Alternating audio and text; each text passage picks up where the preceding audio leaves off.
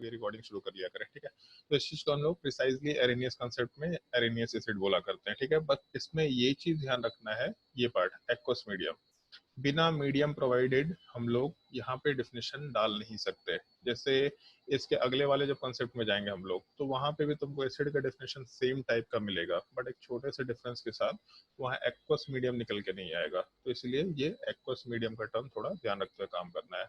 दूसरा डेफिनेशन जो अपने को कंसिडर करना है, बेस वाला पार्ट, हेडिंग डाल दो और बेस का डेफिनेशन मेंशन करो। These substances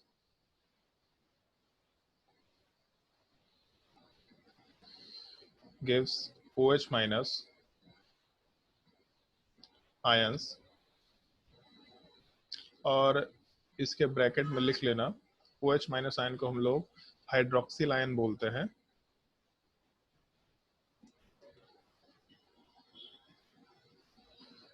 OH minus ion in aqueous medium, same चीज है, यहाँ पे भी एक्वस सॉल्यूशन या एक्वस मीडियम तो हम लोग मेंशन करके ही काम करेंगे। बिना एक्वस मीडियम के हम लोग एरेनियस कंसेप्ट को डिफाइन नहीं कर पा रहे। इनफैक्ट जो पूरा का पूरा पीएच का सिस्टम है, वो पूरा पीएच का सिस्टम इस एरेनियस कंसेप्ट से ही मेंशन किया हुआ है। हम लोग जब भी कभी फिजिकल केमिस्ट्री की बात करेंगे, तो फिजिकल केमिस्ट्री में हम लोग एरेनियस कंसेप्ट को कंसिडर करेंगे। अगर हम लोग ऑर्गेनिक केमिस्ट्री की बात करेंगे, तो हम लोग सेकंड कंसेप्ट में जाएंगे। इनऑर्गेनिक केमिस्ट्री में जहाँ पे केमिकल बॉन्डिंग इस टाइप की चीजें होती हैं, वहाँ पे हम लोग नॉर्मली सबसे लास्ट कंसेप्ट की बात करते हैं।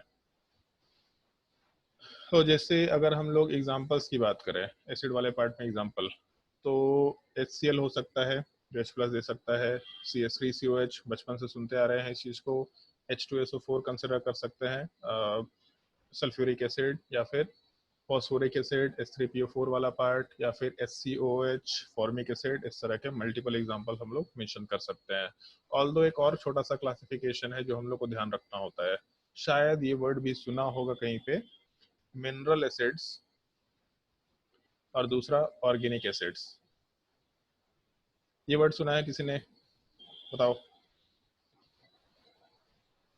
बताओ भाई, मिनरल एसिड और ऑर्गेनिक एसिड क्या होता है ये?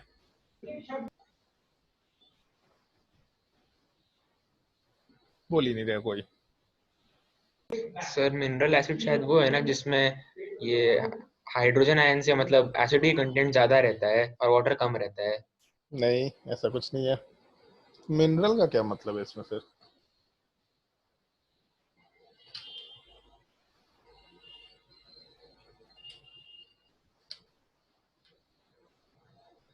अच्छा चलो ठीक है, मिनरल तो समझ में आ गया। चलो, ऑर्गेनिक एसिड का क्या मतलब है?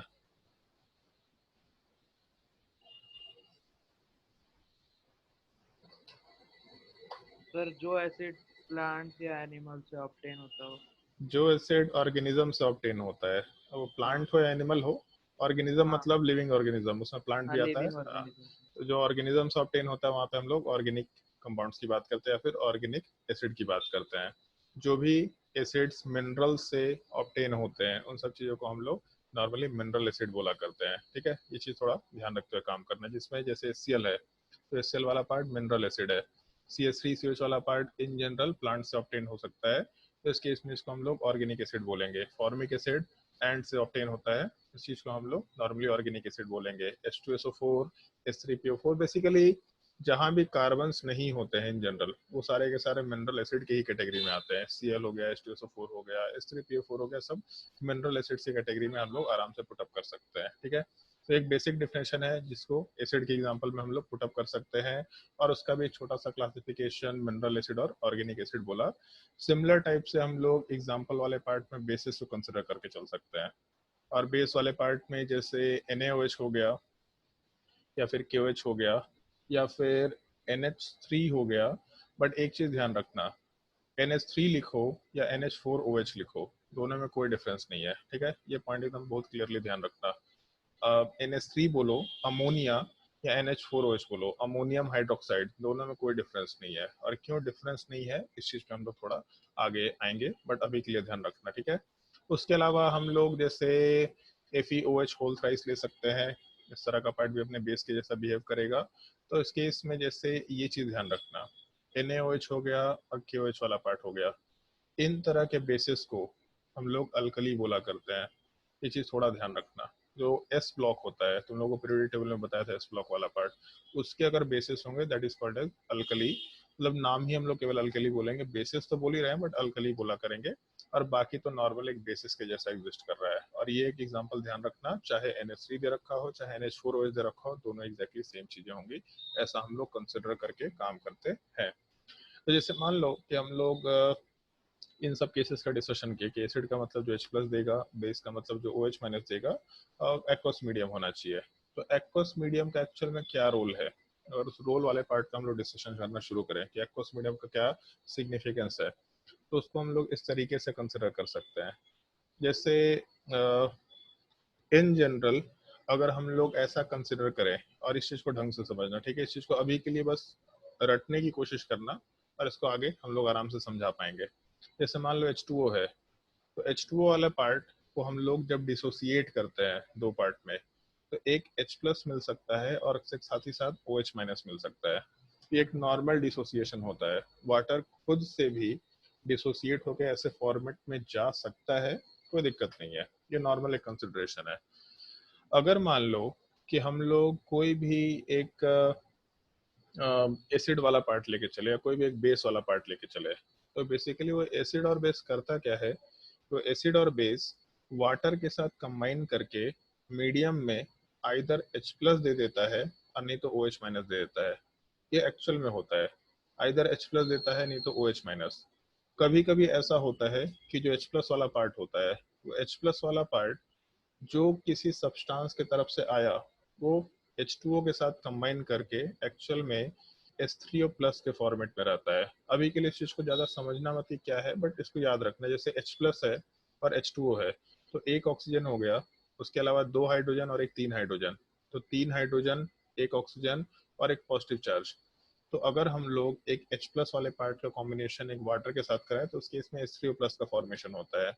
नॉर्मली कोई भी एसिड इस तरीके से ही बिहेवियर शो करने की कोशिश करता है, बट हमेशा ऐसा ट्रू नहीं है। इस सब्सटेंस में हमेशा H3O प्लस ही बनता है, कुछ भी बन सकता है। बेसिकली हम लोग को मतलब इस चीज से, जैसे हम लोग लिख देते हैं कि कोई भी अगर एसिड है तो H प्लस देता है, बट जब भी कभी H प्लस बनता है तो वो H प्लस हमेशा H2O के साथ कंबाइन करके H3O प्लस बनाता है। इस चीज को हम लोग हाइड्रोनियम आयन बोलते हैं इन जनरल, हाइड्रोनियम आयन। और कभी कभी डिफिनेशन ऐसा डाला भी जाता है, जो भी एसिड्स वाटर में डालने पे हाइड्रोनियम आयन का फॉर्मेशन करेंगे that is called as acid. But point ये हो जाता है कि हाइड्रोनियम आयन कहाँ से आएगा, तो हाइड्रोनियम आयन जब H प्लस H2O के साथ कंबाइन करेगा तब बनेगा, और H प्लस कहाँ से आएगा, तो एसिड वाले पार्ट की तरफ से आएगा, ऐसा हम लोग आराम से बोल सकते हैं। अब उसमें होता क्या है, जैसे मान लो HCl है, तो HCl वाला पार्ट जैसा ही हम लोग वाटर में डालते हैं, तो वाटर में डालने पे HCl से H प्लस वाला पार्ट हट जाता है। तो अगर H हटा तो Cl अलग हो जाएगा। अब इसको इस तरीके से समझो कि ये पूरा कंपाउंड न्यूट्रल था, पूरा का पूरा कंपाउंड। तो अगर एक पॉजिटिव चार्ज हटा, जैसे हम लोग NaCl लिखा करते थे, तो NaCl में जीरो चार्ज है, बट इसके अंदर एक Na प्लस है और एक Cl माइनस है। तो एक जीरो चार्ज था, जब इसको दो पार्ट में डिसोसिएट किया तो एक तरफ प्लस चार्ज रख दिया, एक तरफ माइनस चार्ज। तो सिमिलर टाइप से एक तो Cl माइनस बना और दूसरा H प्लस वाला पार्ट बना। तो जब भी कभी एक एसिड है HCl वाला पार्ट वो डिसोसिएट हुआ, तो H प्लस और Cl माइनस बनाया, और ये जो H प्लस वाला पार्ट है ये वाटर के साथ कंबाइन करके आराम से H3O के प्लस में, सॉरी H3O प्लस के फॉर्मेशन में चला गया। तो हम लोग H प्लस बोले या H3O प्लस बोले, दोनों में कोई कंफ्यूजन नहीं होना चाहिए, दोनों एग्जैक्टली सेम चीज है। इनफैक्ट ज्यादा प्रिसाइजली H3O प्लस ही रखा जाता है, क्योंकि HCl खुद से डिसोसिएट करके H प्लस और Cl माइनस के फॉर्मेट में नहीं जा सकता, वो हमेशा H3O प्लस के फॉर्मेट में ही जाता है। लेकिन क्योंकि बार बार ये प्रोसेस रिपीट होता है, बार बार एसिड H प्लस देता है, वो H प्लस H2O के साथ कंबाइन करता है, H3O प्लस बनता है, तो हम लोग इसीलिए उस प्रोसेस पे स्किप कर देते हैं कि H प्लस वाटर के साथ कंबाइन कर ही नहीं रहा, केवल H प्लस का फॉर्मेशन हो रहा है। लेकिन जब हम लोग बेस के टर्म में बात करते हैं, तो बेस के टर्म में एक्चुअल में चीजें डिफाइन करना थोड़ा मुश्किल होता है। जैसे मान लो NH3 है, तो ये बोला एसिड है कि बेस है, कैसे पता, यहाँ तो OH माइनस नहीं दिख रहा।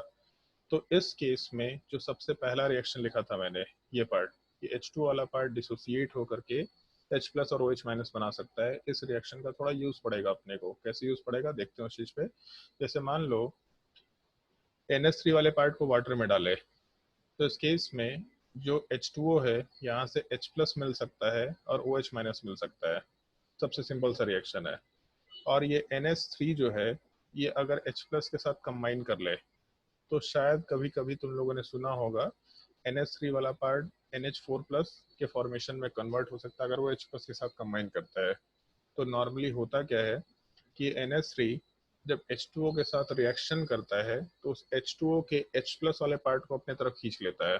तो बचा क्या अपने पास OH-। इसका मतलब दोनों के कॉम्बिनेशन से NH4+ बनेगा और हम लोगों को मीडियम में OH- मिल जाएगा। तो ये OH- वाला पार्ट अगर कोई भी सब्सटेंस वाटर में डालने में प्रोड्यूस कर रहा है that is called as base. इसका मतलब NH3 वाला पार्ट एक बेस है।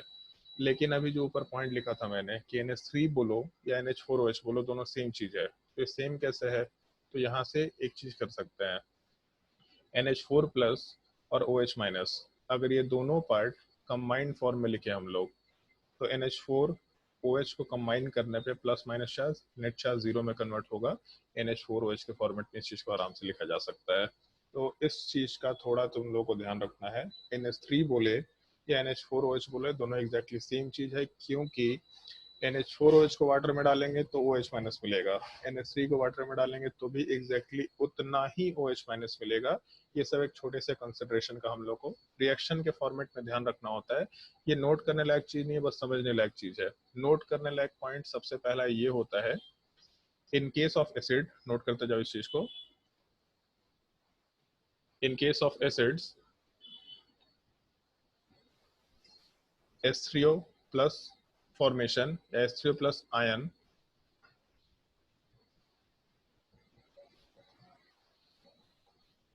H3O प्लस आयन ब्रैकेट में हाइड्रोनियम आयन is formed,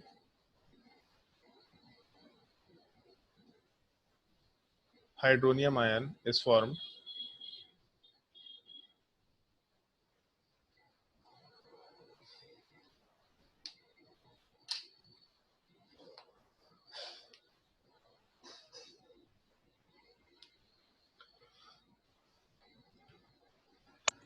और उसके नीचे रिएक्शन नोट कर सकते हैं।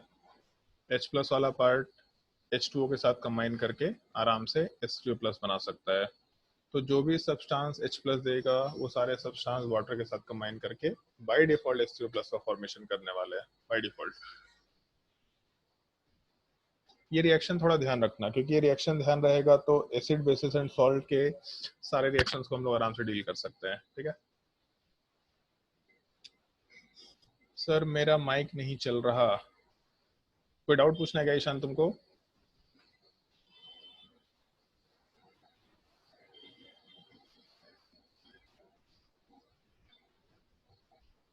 माइक नहीं चल रहा तो कोई दिक्कत नहीं, आवाज आनी चाहिए।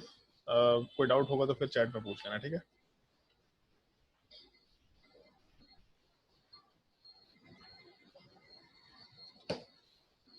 एक तो ये पार्ट जो हम लोग को ध्यान रखना है H3O+ वाले पार्ट का फॉर्मेशन, और दूसरा हम लोग एक नॉर्मल सा कंसिडरेशन लेके चल सकते हैं। जैसे हम लोग एसिड बेसिस एंड सॉल्ट के टर्म में जब बात करना शुरू करते हैं तो उसमें जैसे सबसे पहला जो कंसेप्ट है हम लोग का एरिनियस कंसेप्ट, इसमें वाटर का होना बहुत ही मस्ट कंडीशन होता है। तो इसलिए बस हम लोग ये पॉइंट रख लेते हैं, और ऊपर हम लोगों ने लिखा है एक्वस सॉल्यूशन, लेकिन फिर भी ये पॉइंट हम लोग अलग से ध्यान रखते हैं, aqueous medium must be provided.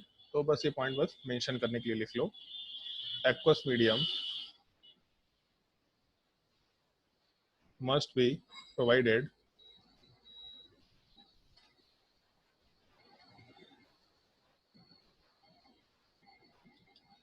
for a substance to show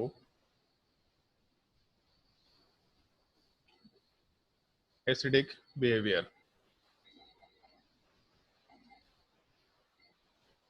For a substance to show acidic behavior.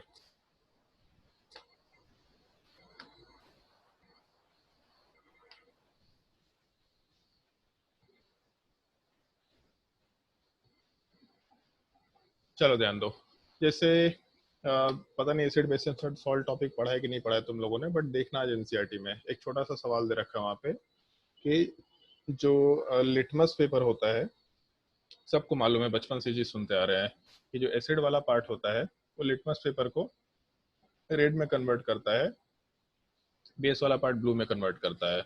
और अगर कंफ्यूजन होता है कि बेस ब्लू था कि एसिड ब्लू था, तो सिंपली ये चीज देख लेना, बेस वाला पार्ट बी से शुरू होता है, बी वाला पार्ट ब्लू वाला पार्ट बी से शुरू होता है, तो इसलिए बेस ब्लू हो गया, एसिड वाला पार्ट रेड हो गया। ठीक है। एक छोटा सा सवाल दे रखा है एनसीईआरटी में, आज एक बार देखना जाकर के एनसीईआरटी, उसमें ऐसा दे रखा है कि जो HCl है, HCl का गैसियस फॉर्म, ये गैसियस फॉर्म वाला पार्ट एक लिटमस पेपर को, और अगर ये लिटमस पेपर ड्राई है तो इस केस में जो लिटमस पेपर है, ड्राई लिटमस वाला पार्ट, उसमें कोई कलर का वेरिएशन नहीं करा पाता है। तो ऐसा क्यों? जबकि अगर हम लोग इसी ड्राई लिटमस पेपर के जगह पे अगर मॉइस्ट लिटमस पेपर यूज करें, तो यहाँ पे अगर हम लोग मॉइस्ट पेपर यूज करते हैं, सेम चीज है, बस उसको मॉइस्ट कर दिया, थोड़ा पानी से भिगा दिया, तब उस केस में HCl वाले पार्ट का यहाँ पे कलर का वेरिएशन करना इजी फील होता है, आराम से यहाँ पे रेड कलर का फॉर्मेशन करा सकता है। तो सवाल इस तरीके के कुछ फॉर्मेट में है, एग्जैक्टली सवाल तुमको याद नहीं है, बट एक बार एनसीईआरटी में आज देखना तुम लोग कि ड्राई HCl या फिर HCl गैस जो है वो ड्राई लिटमस पेपर पे कोई कलर का वेरिएशन नहीं कर सकता है, जबकि मॉइस्ट लिटमस पेपर का कलर रेड में कन्वर्ट कर सकता है। या फिर सिंपली HCl भी छोड़ो, कोई भी अगर गैस है, तो अगर कोई भी एसिडिक गैस है, चाहे H2SO4 वाला पार्ट हो या फिर HCl वाला पार्ट हो या H3PO4 हो, तो ड्राई लिटमस पेपर में कोई कलर का वेरिएशन नहीं करता है, लेकिन मॉइस्ट लिटमस पेपर में कलर को चेंज करके रेड में कन्वर्ट कर देता है। ऐसा क्यों? तो उसका सिंपल सा रीजन ये सेकंड पॉइंट होगा, aqueous medium must be provided for a substance to show acidic behavior। क्योंकि हम लोग जो भी एसिड्स की बात कर रहे हैं, या फिर जो भी ये रेड कलर या ब्लू कलर, इन सब प्रॉपर्टीज की बात कर रहे हैं, ये सारा प्रॉपर्टी वाटर के रिस्पेक्ट में बोल रहे हैं। वाटर प्रेजेंट होगा तभी सब्सटेंस एसिडिक बिहेवियर शो करेगा, तभी लिटमस पेपर को रेड कलर में कन्वर्ट करेगा। अदरवाइज जब तक वाटर प्रेजेंट नहीं होगा, इस तरह का कोई बिहेवियर हम लोग के सामने निकल के नहीं आने वाला है, ऐसा हम लोग मेंशन करते हुए चल रहे हैं। तो इस एक छोटे से पॉइंट को ध्यान रखना, ताकि हम लोग इस क्वेश्चन को आराम से डील कर पाए, इस क्वेश्चन का कंसिडरेशन हम लोग आराम से ले पाए। ठीक है। आई क्षितिज बोलो, क्या डाउट है? सर सिर्फ HCl ही एक ऐसा एसिड है जो बेस में ये गैसियस फॉर्म में रह सकता है? नहीं, ऐसा जरूरी नहीं है, मतलब डिपेंड करता है। जैसे HCl है तो एसिड के फॉर्मेट में, लेकिन उसका एसिडिक बिहेवियर हम लोग इस फॉर्मेट में मतलब एसिडिक बिहेवियर वाले पार्ट को हम लोग आराम से वाटर के साथ कंबाइन करने के बाद शो कर रहे हैं। बट जैसे H2SO4 जो है, वो H2SO4 भी तब बनता है, जैसे मान लो SO3 है और हम इसमें केवल H2O ऐड करते हैं, तो टोटल फॉर्मूला कितना निकल के आएगा? टोटल फॉर्मूला बताओ। H2SO4।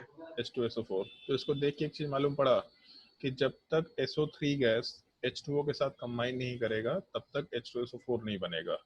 हाँ, ये चीज है कि जैसे H2SO4 एक कंबाइंड फॉर्म है विथ वाटर, एक combination of SO3 with water, but SO3 वाला जो पार्ट है ये खुद भी एसिडिक बिहेवियर शो करता है। मतलब ये जो गैस है ये खुद एसिडिक बिहेवियर शो करता है। तो एसिडिक बिहेवियर ऐसे नहीं शो करता है, एसिडिक बिहेवियर वाटर के साथ कॉम्बिनेशन होने के बाद जो कंपाउंड बनाता है वो शो करता है। लेकिन हम लोग अब जैसे इसमें SO3 में कहीं भी H तो दिख नहीं रहा, तो इसको एसिड कैसे बोल पाएंगे हम लोग, जबकि HCl में H दिखता है, तो एग्जाम्पल में वो चीज पुटअप करना काफी आसान हो जाता है, तो इसलिए HCl बोला करते हैं हम लोग। लेकिन SO3 भी एसिडिक बिहेवियर ही शो करता है कंपाउंड में। CO2 है, फिर से इसमें कॉम्बिनेशन करके देखो, CO2 के साथ जब H2O कंबाइन करेंगे तो क्या बनेगा? H2CO3। H2CO3। तो कार्बोनिक एसिड क्या है? एसिड है बेसिकली, पीएच भी 3 से 4 के अराउंड होता है। तो इस केस में CO2 भी गैसियस फॉर्म में है, बट एसिडिक गैस है, इसीलिए जैसे ही वाटर में डाले तो एक एसिडिक सॉल्यूशन का फॉर्मेशन कर सकता है। तो है तो HCl भी गैस, और HCl वाला पार्ट वाटर में डालने के बाद ही अपना H प्लस को डिसोसिएट करा के उसका बिहेवियर शो कर रहा है। तो डिसोसिएशन HCl गैस का नहीं हो पा रहा। सिमिलर टाइप से अगर in case H2SO4 gaseous format में होता, ऑल्दो होता नहीं है क्योंकि H2SO4 वाला पार्ट H2 और SO3 में कन्वर्ट हो जाता है, बट अगर in case acid H2SO4 gaseous behaviour में होता, तो H प्लस का डिसोसिएशन नहीं हो पाता। वो हम लोगों को H प्लस को डिसोसिएट कराना है, और जो डिसोसिएशन है H प्लस का, उसके लिए एक्वस मीडियम होना जरूरी कंडीशन है। अदरवाइज जैसे एक ये छोटा सा पॉइंट ध्यान रख सकते हैं, कभी भी आयंस जो है वो एक्वस मीडियम में ही एग्जिस्ट करते हैं। आयंस कभी भी फ्री स्टेट में एग्जिस्ट नहीं कर सकते। एक पॉजिटिव चार्ज है या एक नेगेटिव चार्ज है, कभी भी फ्री स्टेट में एग्जिस्ट नहीं कर सकते। वो हमेशा किसी दूसरे के साथ कंबाइंड स्टेट में एग्जिस्ट करेंगे, भले ही कॉम्बिनेशन का स्टेट चेंज होता चला जाए, उसमें दिक्कत नहीं है, बट कभी भी फ्री स्टेट में एग्जिस्ट नहीं कर पाएंगे। तो H2SO4 में जैसे हम लोग वाटर में जैसे ही सब्सटेंस को डालेंगे तब वहां से आयंस का फॉर्मेशन होगा। तो जैसे SO2 gas, sorry SO3 gas है, तो SO3 गैस वाटर में डालने के बाद H2SO4 बनाता है, जो कि H प्लस के फॉर्मेट में अलग रहता है और SO4 2 माइनस के फॉर्मेट में अलग रहता है। तो HCl के बारे में केवल ऐसा नहीं बोल सकते कि HCl ही केवल एक गैसेस वो है क्या, सब्सटेंस है क्या, ये भी एसिड है जो गैसेस फॉर्म में एग्जिस्ट कर रहा है। CO2 भी एसिड है जो गैसेस फॉर्म में एग्जिस्ट कर रहा है। बस ये है कि ये सीधा एसिड दिख नहीं रहा हम लोगों को, क्योंकि हम लोग एरेनियस कंसेप्ट के टर्म में बात कर रहे हैं, बट ये एसिडिक ऑक्साइड्स है। CO2 एसिडिक ऑक्साइड है, एसिड बोलने में कोई खराबी नहीं है इस चीज को, ठीक है। तो एक ये क्वेश्चन का थोड़ा ध्यान रखना कि ड्राई लिटमस पेपर में जो HCl है वो कोई कलर चेंज नहीं करता, जबकि मॉइस्ट लिटमस पेपर में HCl कलर चेंज करता है। क्यों चेंज करता है, तो सीधा इस पॉइंट से इस चीज को रिलेट कर सकते हैं। इस एक चीज का थोड़ा हम लोग को ध्यान रखते हुए काम करना होता है। फिर उसके बाद हम लोग सेकंड कंसेप्ट पे चलते हैं, जिस चीज को हम लोग ब्रॉन्स्टेड कंसेप्ट बोलते हैं, ब्रॉन्स्टेड लॉरी कंसेप्ट। हेडिंग डाल दो। और एक्चुअल में यही एक टॉपिक है जिसके ऊपर NTSC में सवाल पूछता है, बट ये तुम्हारे NCERT से हटा दिया गया है। ब्रॉन्स्टेड लॉरी कंसेप्ट सिंपल सा कंसेप्ट है, इसमें भी ज्यादा कुछ कॉम्प्लिकेशन नहीं है, केवल वाटर मीडियम को हटा दिया गया है। पॉइंट नोट डाउन करो ब्रॉन्स्टेड लॉरी कंसेप्ट में। कोई डाउट है? सर ये बेस ड्राई लिटमस पेपर में शो करेगा? बेस ड्राई लिटमस पेपर को ब्लू कन्वर्ट कर दे? बेस जो है वो गैसियस फॉर्मेट में रह सकता है क्या, सबसे बड़ा पॉइंट ये है। जैसे एक चीज सोच के देखो, बेस में हम NH3 की बात करते हैं, तो NH3 वाला पार्ट गैसियस फॉर्मेट में है। तो ये जो है इन जनरल, जैसे इसको अगर हम लोग ड्राई लिटमस पेपर के साथ कॉम्बिनेशन कराए तो NH3 वाला पार्ट फिर से अपना बिहेवियर नहीं शो कर रहा, OH माइनस का फॉर्मेशन नहीं करा रहा, तो ये तो रिएक्शन में पार्टिसिपेट नहीं करेगा। लेकिन इन जनरल हम लोग जब बेसिस की बात करते हैं तो बेसिस में हम लोग हमेशा OH माइनस ढूंढते हैं। जैसे ऊपर लिखा था कि NH3 बोलो या फिर NH4OH बोलो, एग्जैक्टली सेम अमाउंट में OH माइनस देंगे। लेकिन NH3 तो फ्री स्टेट में OH माइनस नहीं दे सकता, वाटर में डालने पर OH माइनस देगा। क्योंकि जैसे NH4OH है, तो NH4OH में हम लोगों को OH कहाँ से मिला है, ये OH तब मिला था जब हम लोग NH3 को वाटर में डाले थे, वहां से H प्लस से कॉम्बिनेशन हुआ था, OH माइनस से कॉम्बिनेशन हुआ था, तब जाके NH4OH आया था। तो इसका मतलब अगर हम लोग बाय डिफॉल्ट NH4OH बोल रहे हैं तो हम लोग वाटर के कंसिडरेशन को लेते हुए चल रहे हैं। NH3 बोलेंगे तो नहीं लेके चल रहे हैं। NH3 भी एक बेस है लेकिन एरेनियस कंसेप्ट में नहीं है, तो NH3 को हम लोग लेकर के चल नहीं पा रहे हैं बेसिस के फॉर्मेट में, तो इसीलिए हम लोग यहाँ पे टर्म यूज नहीं कर पा रहे, इसको हम लोग उसके लिटमस पेपर के टेस्ट के लिए यूज नहीं कर पा रहे हैं। लेकिन जैसे दूसरा बेस है NaOH, तो NaOH कब बना, तो जब सोडियम वाला पार्ट H2O के साथ कंबाइन करता है तब NaOH बनता है, तो यहाँ से OH माइनस वाला पार्ट मिला अपने को। बट NaOH हमेशा एक्वस मीडियम के ही फॉर्मेट में रह पाएगा, तो कभी भी हम लोग उसको आइदर सॉलिड के फॉर्मेट में डाल दो और नहीं तो एक्वस मीडियम के फॉर्मेट में होगा। तो इस तरह के गैसियस सिस्टम बेसिस में एग्जिस्ट ही नहीं कर पाते हैं अगर हम लोग एरेनियस कंसेप्ट की बात करते हुए चल रहे हैं तो इसीलिए हम लोग यहाँ पे टर्म इस चीज को मेंशन नहीं कर सकते। ऑल्दो ठीक है, सेम टाइप का ही कंसिडरेशन है, से HCl है, तो जब तक वाटर में नहीं जाएगा तब तक डिसोसिएशन नहीं होगा। लेकिन HCl जिस तरीके से अपना एसिडिक बिहेवियर किसी दूसरे कंसेप्ट के हिसाब से शो कर सकता है, तो सिमिलर टाइप से NH3 भी अपना बेसिक बिहेवियर किसी दूसरे कंसेप्ट के हिसाब से शो कर सकता है। तो ये पार्ट के लिए NH3 के लिए हम लोग का सेम कंसेप्ट अप्लाई हो रहा होगा कि अगर हम लोग NH3 गैस को ड्राई लिटमस पेपर पे डालें तो कलर चेंज नहीं होता है। क्यों, तो सेम रीजन, NH3 वाला पार्ट बिना वाटर के प्रेजेंस के OH माइनस लिबरेट नहीं कर सकता है या फिर अपना बेसिक बिहेवियर शो नहीं करता, जो कि लिटमस पेपर के टेस्ट के लिए जरूरी होता है। बाकी जगह पे बेसिक बिहेवियर शो करेगा, इस जो अभी हम लोग कंसेप्ट डिस्कस कर रहे हैं इस कंसेप्ट में बेसिक बिहेवियर शो करेगा, बट हम लोग के एरहेनियस कंसेप्ट के हिसाब से बेसिक बिहेवियर शो नहीं करेगा, जिसके ऊपर लिटमस पेपर का पूरा टेस्ट है या फिर पीएचए कैलकुलेशन वाला पार्ट बेस्ड होता है। इस एक चीज का ध्यान रखना, बट सेम चीज हम लोग NH3 के लिए आराम से अप्लाई कर सकते हैं बेसिस के गैसेस फॉर्मेट के लिए। और कोई डाउट? चलो ब्रॉन्स्टेड लॉरी कंसेप्ट वाले पार्ट में एसिड की बात करते हैं। इसमें भी कंसेप्ट सेम है, इसमें डेफिनेशन ऑलमोस्ट सेम है। दीज सब्सटेंसेस, सेम डेफिनेशन जो अरेनियस में हम लोगों ने यूज किया था, कैन गिव H+ आयन। बस एक पार्ट मिसिंग है इसमें, aqueous medium are not required. जो सब्सटेंस H+ दे सकता है that is called as Bronsted Lowry acid, लेकिन इसमें एक्वस मीडियम की कोई रिक्वायरमेंट नहीं है। और सेम चीज हम लोग बेस में डिफाइन कर रहे हैं कि एक्वस मीडियम का रिक्वायरमेंट नहीं है, लेकिन एक मॉडिफिकेशन के साथ। जो बेस वाला पार्ट है ये इस बार OH- नहीं देगा, बेस वाला पार्ट H+ एक्सेप्ट करेगा। मतलब जो H+ डोनेट करेगा वो एसिड है, और जो H+ डोनेट करने की जगह एक्सेप्ट कर लिया उसको हम लोग बेस आराम से बोल सकते हैं। ये इस डेफिनेशन का या फिर ये एसिड बेसिस कंसेप्ट का बहुत ही यूनिक डेफिनेशन है, और इन जनरल सबसे मैक्सिमम जगह पे यही कंसेप्ट यूज किया जाता है। जो H+ दिया वो एसिड, जो H+ एक्सेप्ट किया उसको हम लोग आराम से बेसिस बोलते हुए काम कर सकते हैं। तो इसके नीचे पॉइंट नोट कर लो, these substances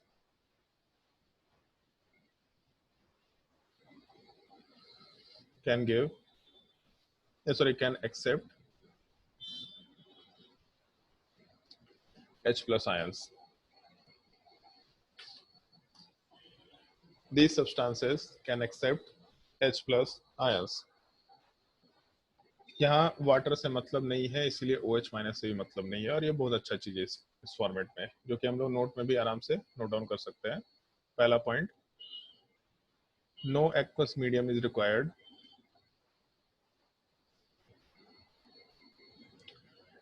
No aqueous medium is required.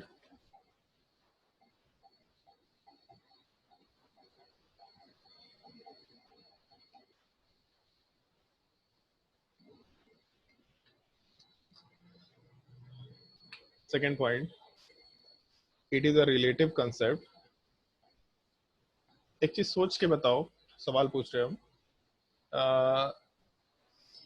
ये जो सब्सटेंस है एसिड है या बेस है?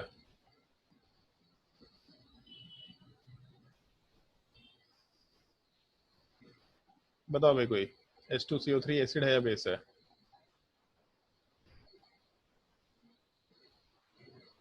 बोल ही नहीं रहा कोई। सर ब्रोंस्टेड-लॉरी कॉन्सेप्ट के हिसाब से ना। नहीं, इन जनरल क्या सुना है, इन जनरल क्या सुना है, एसिड है या बेस है? सर हम तो एसिड ही जानते हैं, carbolic acid. Carbolic acid, carbolic acid, carbonic acid. हाँ सॉरी सॉरी, वही बोलना था। कार्बोनिक एसिड, ठीक है। क्योंकि कार्बोलिक एसिड भी कुछ होता है, जब हम लोग 11th क्लास में जाएंगे तो ये चीज मालूम पड़ेगा। बेंजीन के ऊपर हुआ जिस चीज को कार्बोलिक एसिड बोला जाता है, इसलिए वो नाम यूज मत करना, ठीक है।